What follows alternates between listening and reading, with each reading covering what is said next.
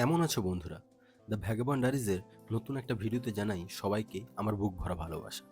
আজ আমাদের গন্তব্য মাতা ঝিংলেশ্বরীর মন্দির, যার মহিমার কথা লোকমুখে খুবই প্রচলিত, যিনি কাউকে খালি হাতে ফেরান না। আজ আমরা তারই মন্দিরে যাব পুজো দিতে।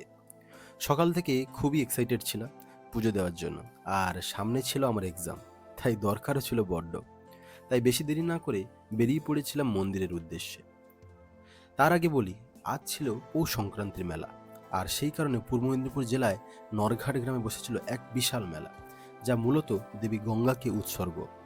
তাই আমরাও চলে গিয়েছিলাম পুজো দিতে। আর নরঘাটেই আছে মা দক্ষিণা কালীর মন্দির। বিশ্বাস করুন, আজ আপনাদের যে দুটো মন্দিরে নিয়ে যাচ্ছি, সে মন্দিরে মা স্বয়ং বিরাজ করেন। তাই আপনাদের মনে যদি দুঃখ, কষ্ট, দুর্দশার কথা থাকে, তাহলে মার কাছে গিয়ে জানান এবং পুজো দিন। অবশ্যই মা তা দূর করবে। তাই আমরাও দেরি না করে মায়ের মন্দিরে ভক্তি ভরে পুজো দিই এবং আমাদের মনস্কামনার কথা জানাই। সত্যি কথা বলতে, ভগবান জানে আপনি কি চান, কিন্তু মাঝে মাঝে সব চাওয়া আপনাদের সঠিক হয় না। তাই কিছু যদি না পেয়ে থাকেন, তাহলে ভাববেন যে ওতেই আপনার মঙ্গল হয়েছে। এরপর আমরা মেলা ঘুরে দেখি কত মানুষের যে ভিড় হয়েছে, তা বলে বোঝানো সম্ভব হবে না। এর মাঝে আমাদের খিদে পাচ্ছিল বটে, কিন্তু পুজোর সংকল্পে সব খিদে আমরা দূরে সরিয়ে রাখি এবং পরের গন্তব্যের জন্য অগ্রসর হই। তারপর নরঘাটের কালী মন্দিরে পুজো দিয়ে আমরা বেরিয়ে পড়েছিলাম পরের গন্তব্য ঝিংলেশ্বরী মন্দিরে। বাংলা সাহিত্যে প্রায় যেসব আঞ্চলিক বা লোক দেবদেবী দেখা যায়, তাদের মধ্যে মা ঝিংলেশ্বরী হচ্ছে অন্যতম। নন্দকুমার ব্লকের ভবানীপুর গ্রামে তার মন্দির অবস্থিত।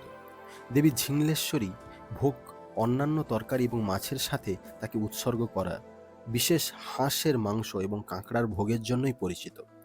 ঝিংলেশ্বরী নামটি ঢেউয়ের তীরে থেকে উদ্ভূত, তবে ঝিংলেশ্বরী মা নামেই বেশি পরিচিত। নন্দকুমার ব্লকের ভবানীপুর এলাকায় ঝিংলেশ্বরী মা এর প্রাচীন ইতিহাস মনোমুগ্ধকর। ভক্তদের মতে প্রায় 500 বছর আগে একটি জাহাজের মাছ তুলে মা ঝিংলেশ্বরী আবির্ভূত হয়েছিল। ভৌগোলিকভাবে সেই সময় এই অঞ্চলে নদীটির তলদেশে ছিল, নৌকো এবং জাহাজ চলাচল করত।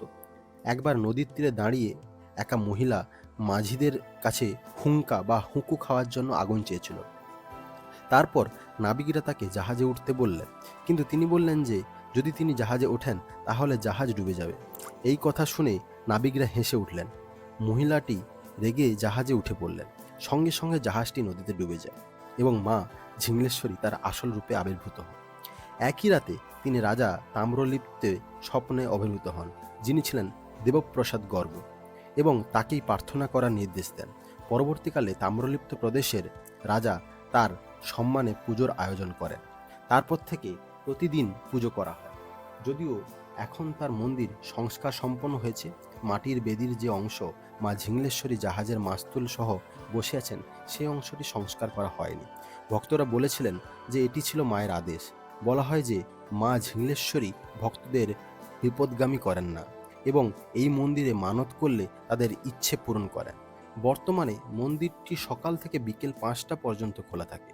প্রতিদিন খাবার হিসেবে মাছ, মাংস, তরকারি, পাই এবং মিষ্টি পরিবেশন করা হয়। অন্যান্য সুস্বাদু খাবারের মধ্যে রয়েছে কাঁকড়ার মাংস এবং হাঁসের মাংস। এই এলাকায় বসবাসকারী সকলেই মা ঝিংলেশ্বরীকে তাদের পরিবারের একজন হিসেবে বিবেচনা করেন এবং তাদের চাষ করা শাকসবজি, মাছ, গৃহপালিত হাঁস এবং ডিম তাকে প্রদান করেন। তাই আপনাদের ভালো লেগে থাকলে এই ভিডিওটা আপনারা শেয়ার করবেন এবং মা ঝিংলেশ্বরীর আশীর্বাদ পেতে হলে অবশ্যই যান এখানে।